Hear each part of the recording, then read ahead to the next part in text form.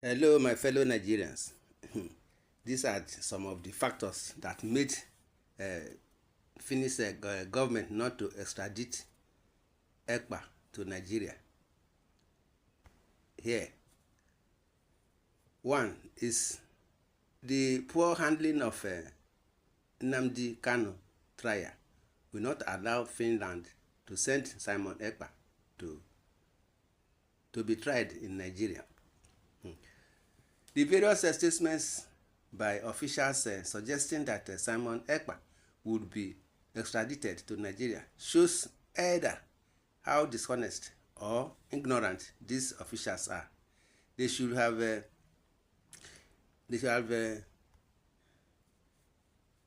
known that no country, especially an European country, would extradite a person to be tried in Nigeria. Indeed, Nigeria does not believe that Kenya would agree to extradite Nnamdi Kanu. That was why the Nigerian government chose to kidnap Kanu and rendition him to Nigeria instead of going through the normal extradition procedure in Kenya. So Finland has an impression that is as close as possible to being a rogue state.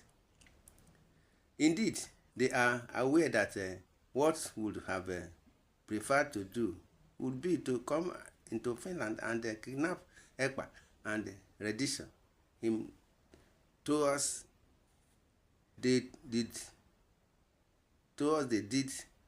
to Kanu.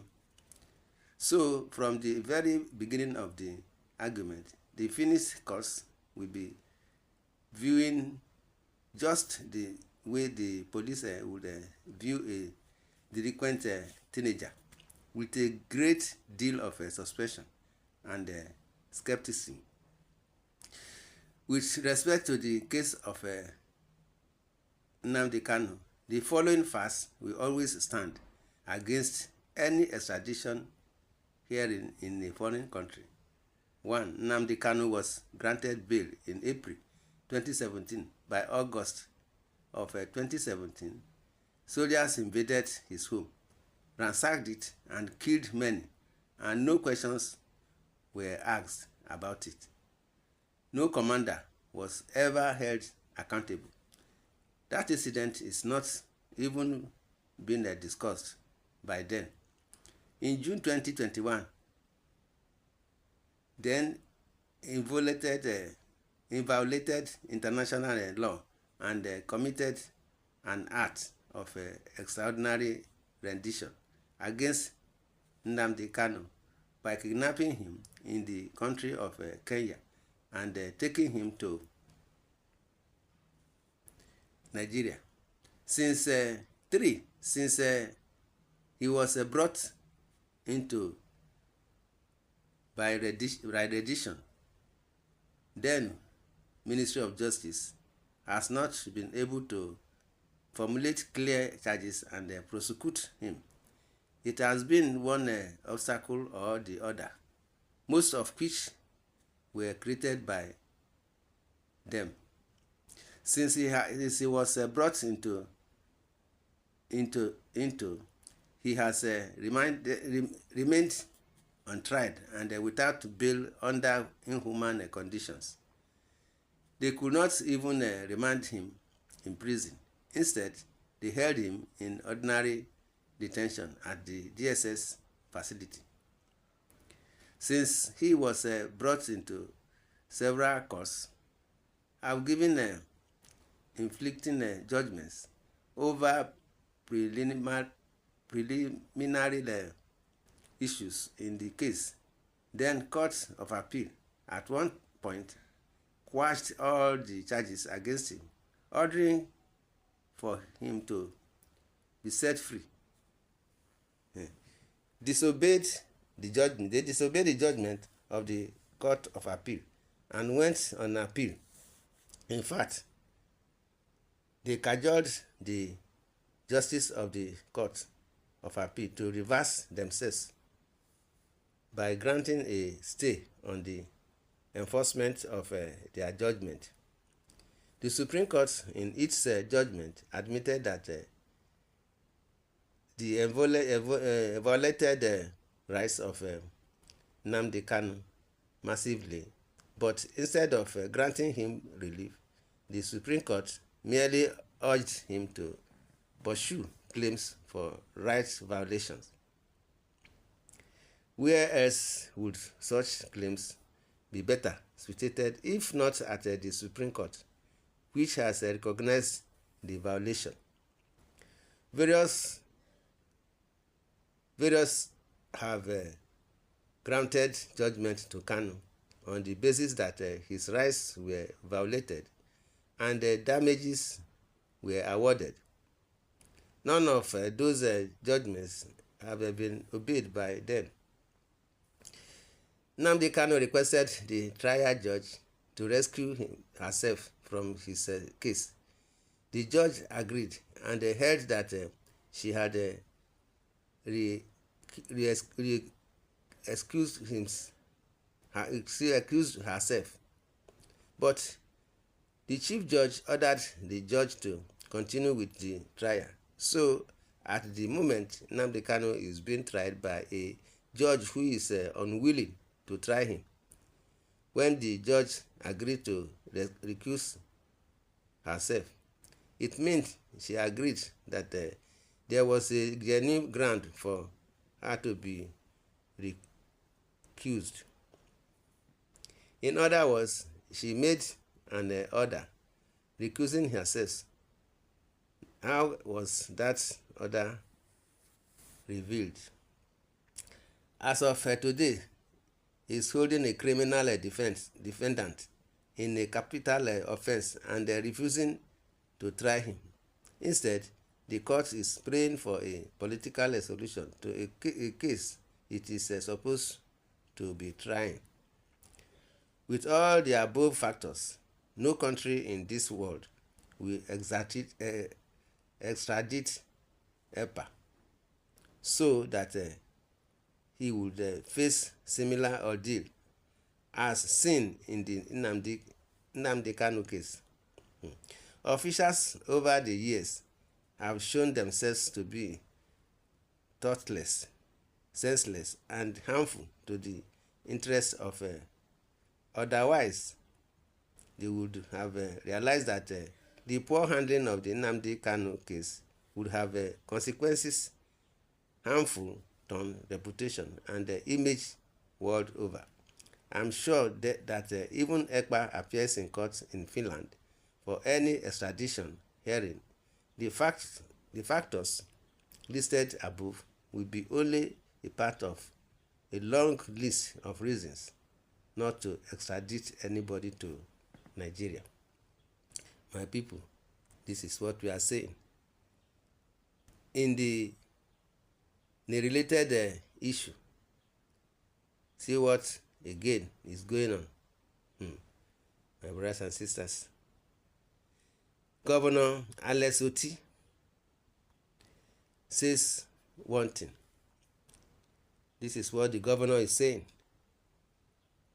Governor Alex Oti accuses opposition politicians with external support of sponsoring violence in Abia State. Attacks, including the killing of soldiers and police, aim to destabilize the government and distract from its development agenda.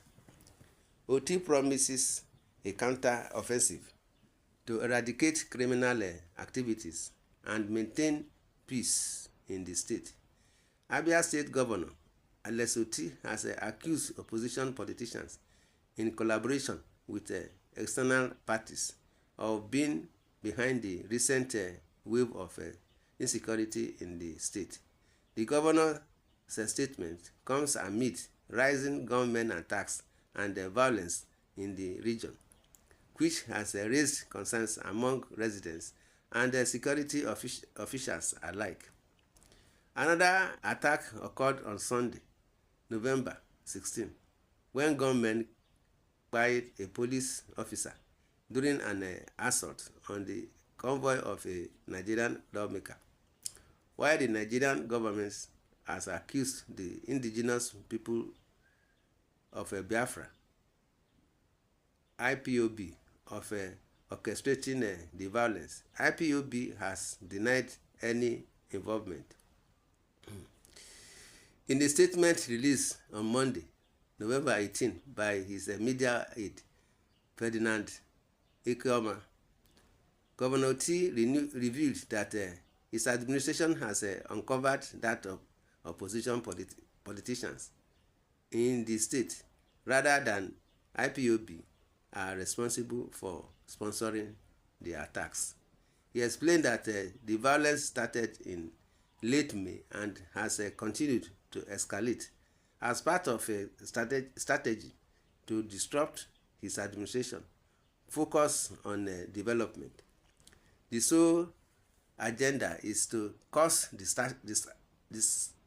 disaffection and distract the government from its focus on the development of the state, Oti said. He further added that the opposition's efforts to fabricate lies against the government had failed, and now they were resorting to violence. Governor Oti vowed that his administration would not allow any group or individuals to destabilize the peace in Abia State. He stated that a counter-offensive was being launched to eliminate the terror structure set up by criminals. It needs to be understood that the government will not sit idly by and watch any person or group of persons unleash violence on innocent and peace-loving citizens of the state, he asserted.